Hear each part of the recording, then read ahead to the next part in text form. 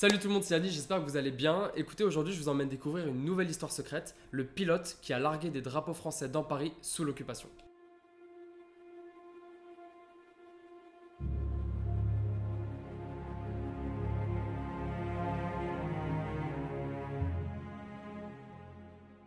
Pour cette nouvelle histoire, je vous emmène en 1942 à Paris sous l'occupation. Donc c'est une période qui est vraiment très compliquée pour tous les Français, mais encore plus pour les Parisiens. Parce que comme c'est la capitale de la France, la présence allemande y est encore plus forte et plus puissante. Donc il y a la Wehrmacht, l'armée régulière, qui est constamment dans les rues à patrouiller. Il y a également la SS et la Gestapo, donc qui sont la police un peu secrète du régime nazi, qui sont là pour vraiment traquer les juifs et les rafler et les envoyer en camp de concentration.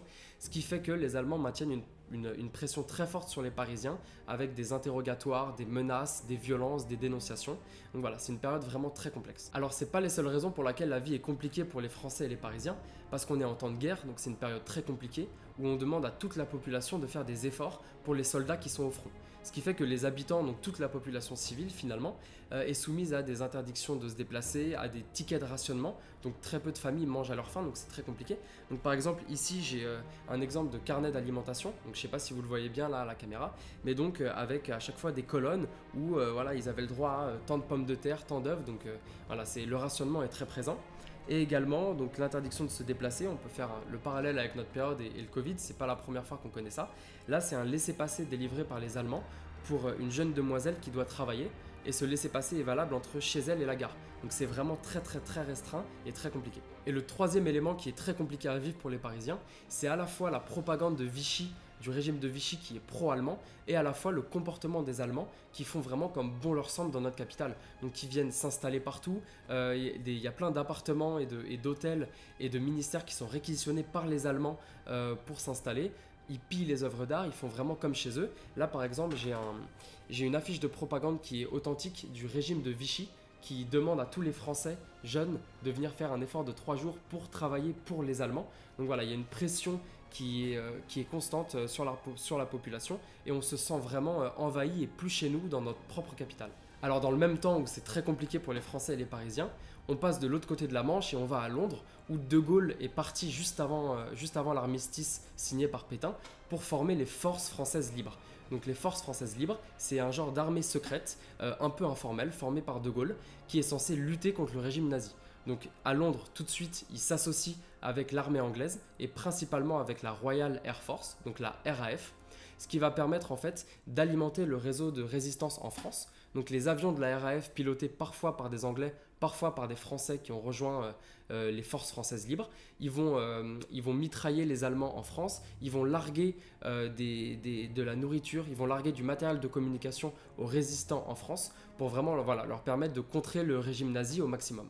Alors en juin 1942, pour vraiment continuer ces actions qui boostent le moral des Français, la RAF se dit qu'elle va envoyer un de ses pilotes voler au-dessus des Champs-Élysées à basse altitude, mitrailler les positions allemandes et larguer un drapeau français sur l'Arc de Triomphe, rien que ça, pour dire aux Parisiens voilà, on est là, les Allemands aussi peuvent prendre des coups, on vous a pas oublié et on va continuer à se battre pour vous. Cette idée qui peut paraître complètement folle et suicidaire, et en réalité elle l'est un petit peu, elle vient des services de renseignement anglais qui ont constaté que tous les jours, entre midi et midi 45, sur les Champs-Élysées, pour montrer vraiment leur supériorité, il y avait un défilé allemand, donc soit la Wehrmacht, l'armée allemande, un régiment patrouille et défile sur les Champs-Élysées, soit c'est un commando SS qui défile, tous les jours entre midi et midi 45.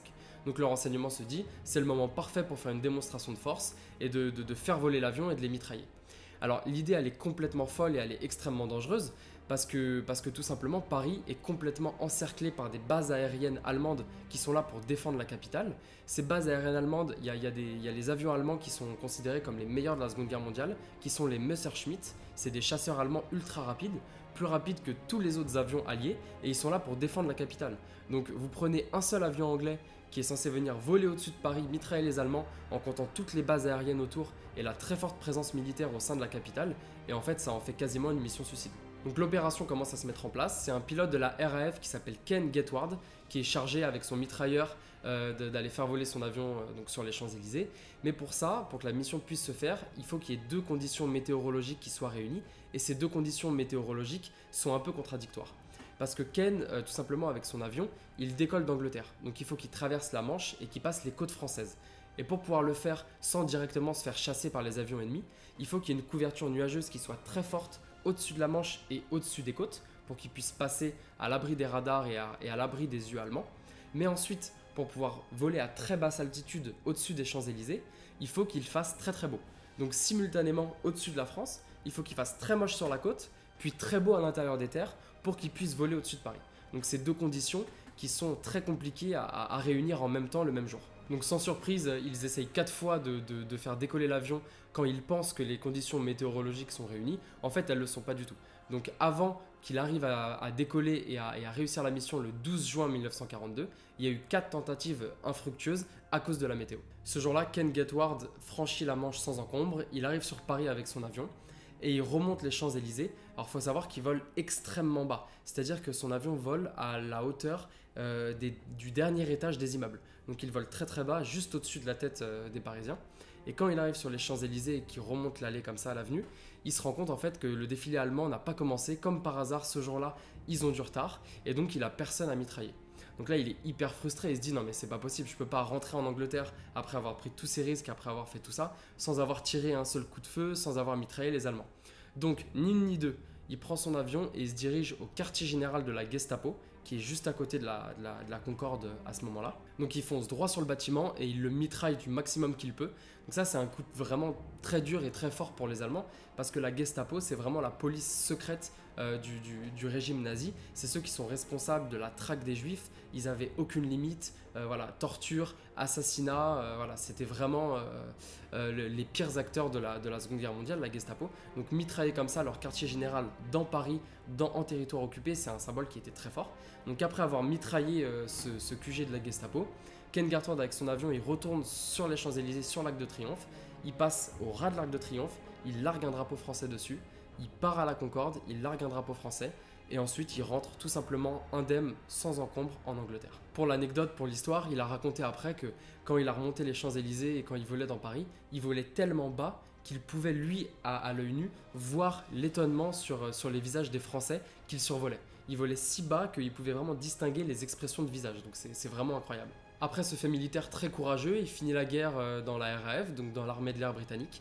Il sera décoré d'une demi-douzaine de médailles, donc de la RAF, et la France, pour ce fait très courageux, le récompensera d'un magnum de champagne, personnalisé avec un ruban tricolore dessus. Voilà. Alors cette histoire incroyable a refait surface seulement en 2012, dans une vente aux enchères en Angleterre. Pendant cette vente aux enchères a été vendu tous les objets militaires de Ken Gateward, le pilote, donc la demi-douzaine de médailles, le magnum offert par la France, et c'est seulement à ce moment-là qu'on s'est mis à re-raconter l'histoire de Ken Gateward, le pilote qui a largué les drapeaux français. Même encore de nos jours, malgré la vente aux enchères, cette histoire est encore très peu connue, donc voilà, j'avais vraiment envie de vous la raconter aujourd'hui. C'est la fin de cette histoire, j'espère qu'elle vous a plu. Comme d'habitude, dites-moi ce que vous en avez pensé. Et si vous avez des idées ou suggestions d'histoires que je pourrais raconter, n'hésitez pas à me les écrire en commentaire. À la prochaine.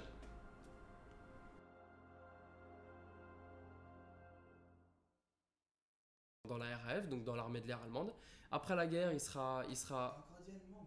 armée de l'air. La RAF, l'armée de l'air allemande. Et donc, donc il y a très peu de gens qui mangent à leur faim finalement. Donc ça sera Ken Gateward. Ah ouais, alors ça c'était obligé. Là, ça, le blaze. Ken Gateward. Ken Gateward.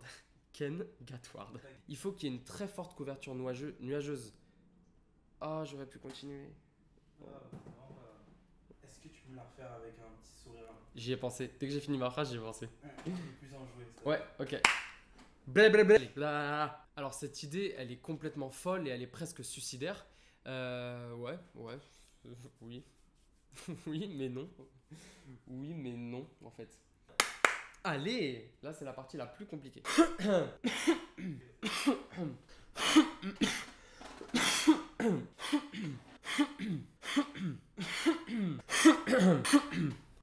Ça va? Ça le faisait? Putain. C'était la pire partie. Bonsoir.